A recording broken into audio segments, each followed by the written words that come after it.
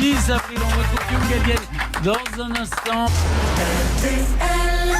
Douce France, RTL à la bonne heure. cher pays de mon enfance, Souvenir d'enfance. bercé de tendre insouciance.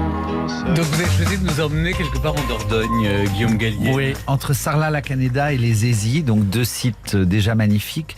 Un château que j'ai découvert il y a peu de temps, alors que je vais en Dordogne depuis ma naissance, qui s'appelle le château de Comarque, qui est incroyable, qui est un château, Une forteresse, en fait c'est une forteresse, c'est une co-seigneurie du XIIe siècle qui est construit sur une roche et en fait on voit des strates depuis l'époque magdalénienne.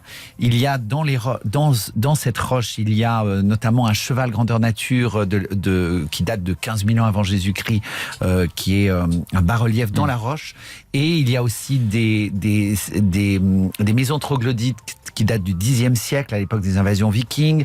Le dit château de Comarque, en fait, cette co-seigneurie, au départ pour les comtes de Bénac et puis pour les Comarques, a été envahi par les Anglais, puis repris par les Français. Enfin bon, c'est un site qui a une histoire incroyable et qui a été totalement abandonné par le dernier des Comarques à l'époque, au début du XVIIe, fin 16e, début XVIIe, entièrement recouvert par la nature, par la végétation, qui a repris ses droits.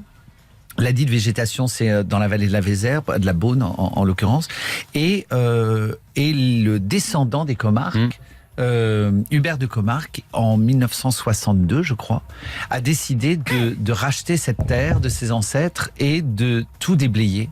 Lui et son épouse, et maintenant ses enfants, ce qui est incroyable.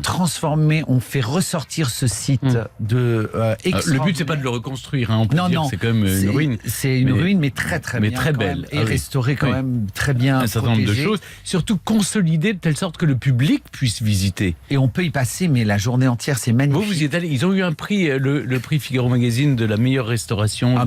Amplement mérité. C'est un travail de titan qu'ils ont accompli en 40 ans, 50 ans. C'est un chef-d'œuvre. C'est un endroit magnifique. Moi, j'ai eu la chance, en plus, d'avoir Aude de Comarque comme guide, qui est la guide la plus passionnée et passionnante que j'ai rencontrée dans ma vie. Et c'est vraiment un site extraordinaire. Et puis la Dordogne, quoi. Oui.